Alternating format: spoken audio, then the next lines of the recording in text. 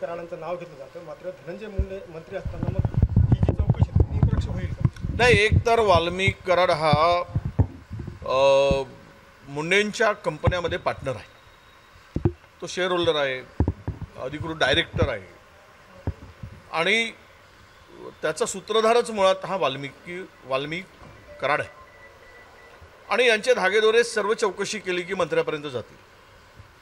त्यासाठी मंत्री म्हणून त्यांना त्या पदावर राहून हे निपक्ष होणार नाही चौकशी, आणि यासाठी त्याला मंत्रिमंडळाच्या बाहेर काढलं पाहिजे आणि मग ही सर्व प्रकारची चौकशी केली पाहिजे. यामध्ये न्यायाधीशाच्या माध्यमातून चौकशी होणं अपेक्षित आहे. बाकी काय ते CID BID चौकशीला खूप वेळ जातो, त्यातून फार काही आता अनेक CID चौकशी आत्तापर्यंत एवढ्याच CID चौकशी पेंडिंग आहे, त्याची फलश्रुती काही नाही आहे. त्यामुळे आमचा स्पष्ट सरकारकडे मागणी आहे, शासनाकडे, की देवेंद्रजींनी या संदर्भात आमच्या धनंजयला बाजूला करावं आणि निपक्ष चौकशी करावी. दूध का दूध पाणी का पाणी तुम्हाला लगेच दिसतील रिझल्ट. कारण जो सहकारी आहे त्यांच्या कंपन्यामध्ये, त्यांच्या धनंजयंच्या मिसेसच्या कंपन्यामध्ये भागीदारी आहे, अशा व्यक्तीची चौकशी सत्तेवर असणारी व्यक्ती कशी करू शकते? त्यामुळं निपक्ष चौकशी होणे कठीण आहे. बाजूलाच सारा आणि चौकशी होऊ द्या. छगन भुजबळ नाराज आहेत, त्यात ते CM फडणवीस यांना भेटणार नाही. आता ते कुठे जातील, पण मला असं वाटतं की OBC म्हणून त्यांच्यावर अन्याय झाला हे तेवढंच खरं आहे. कारण त्यांची मतं भरपूर घेतली, महायुतीने घेतली, केवळ भाजपने घेतली असा माझा आरोप नाही. तिघांनी त्यांना वापरलं आणि सत्ता आली की बाजूला केलं हे दिसते. त्यामुळे त्यांना नवा पर्याय ते शोधत असतील. त्यांना आमच्या शुभेच्छा आहेत, परंतु तो निर्णय काय घेतात त्यावरही या देशातील किंवा आपल्या राज्यातील OBC समाज ठरवेल. पण एक नक्की सांगितलं पाहिजे की भुजबळांनी जी भूमिका घ्यायची ती भूमिका पद आणि सत्तेसाठी न घेता आता OBC चळवळीसाठी घ्यावी. त्यांच्यासोबत आम्ही राहू आणि लढायला सिद्ध राहू अशी आमची त्यांच्याकडे विनंती आहे.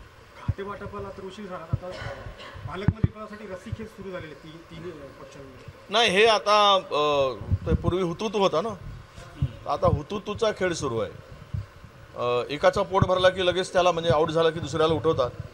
ते मी मागच्या वेळेसही म्हणालो मंत्री करायचे आहेत ना, तर आता ते 2.5 वर्षासाठी मंत्रिमंडळ करायचं ठरलं होतं. म्हणलं वर्षालाच करा ना, म्हणजे 200 होऊन जातात. कोणाची नाराजी नाही, काही नाही, सगळ्यांचा नंबर लागून जातो. आता पालकमंत्रीसुद्धा रोटेशन पद्धतीनं घ्या, 1 वर्ष पालकमंत्री, कारण सगळ्यांनाच मोठ्या मोठ्या जिल्ह्यांचे पालकमंत्री व्हायचे आहेत. त्यामुळं करा, त्यांना काही देणं घेणं नाही आहे. हे लुटारू आहे. हे सगळे जे मेळ जमला आहे, घोळ करून जमवलेला जो काही मेळ आहे, हा महाराष्ट्र लुटायसाठी आणि महाराष्ट्र बर्बाद करायसाठीचा आहे. त्याचे लक्षणं आता दिसायला लागले आहेत. जे असं म्हणतात की बाळाचे पाय पाळण्यात दिसतात, ते सरकार स्थापनेपासून यांची नीती आणि मत्ता दोन्ही दिसायला लागली आहे. थँक्यू. तुम्ही त्या पलीकडे जाऊन सांगतो की मराठी माणूस महाराष्ट्रामध्ये ज्या पद्धतीनं हल्ले होत आहेत, त्यांचा अपमान होतो आहे, त्यांना जीवे मारण्याचे प्रकरण होत आहे, जीवानिशी मारण्याचे प्रकरण होत आहे, मराठी माणसाला ठोकून काढलं जात आहे. कारण ह्याचं कारणच आहे की सरकार त्यांचं आहे, मराठी माणसाचं सरकार नाही आहे.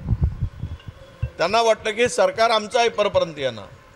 त्यामुळे त्यांचा विश्वास दुणावला आहे, वाढला आहे आणि त्या विश्वासापोटी ते वाटेल ते करायला मोकळे आहेत.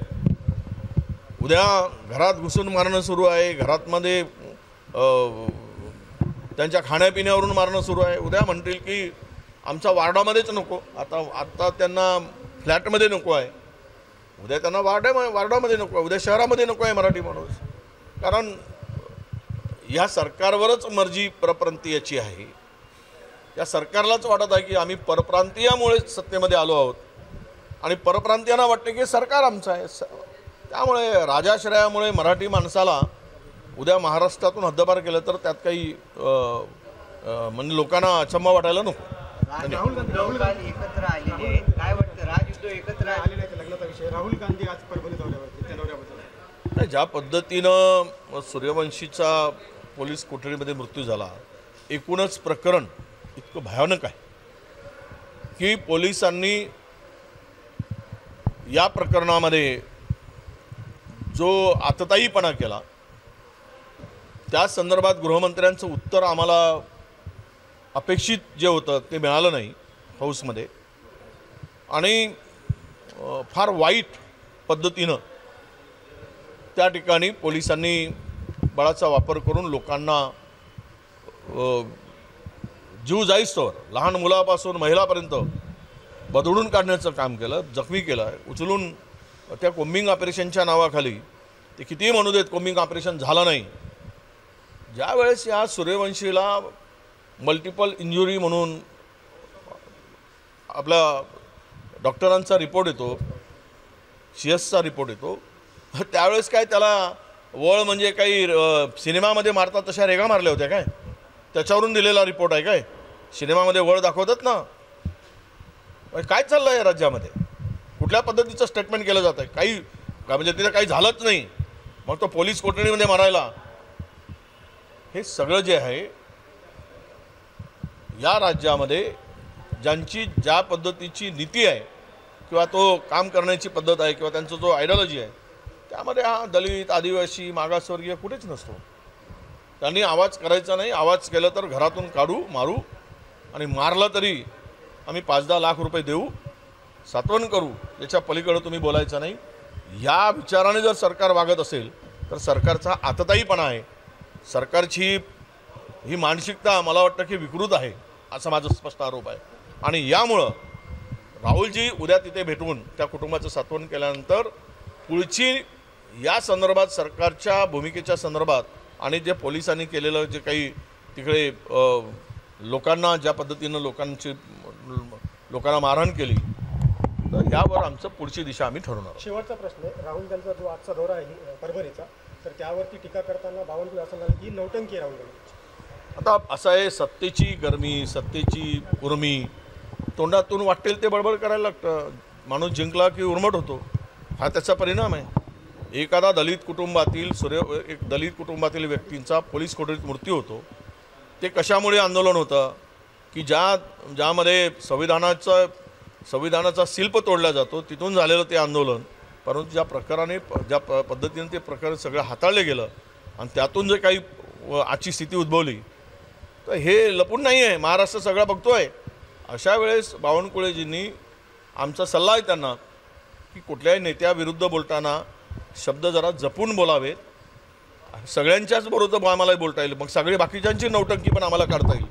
पण ते न करता आपण जर एखादी घटना होते आहे त्या ठिकाणी जातात. आता अशी 100 उदाहरण देता येईल की जिथे मारहाण झाली आणि बावनकुळेजी पोहोचलेत, देवेंद्रजी पोहोचलेत. आणि अशा पद्धतीनं बोलत असाल तर ती सत्तेची गरमी आहे. ठीक आहे, 5 वर्ष सत्ता तुम्ही भोगाल पण लोक मात्र लक्षात ठेवतील, हे लक्षात घेतलं पाहिजे. थँक्यू.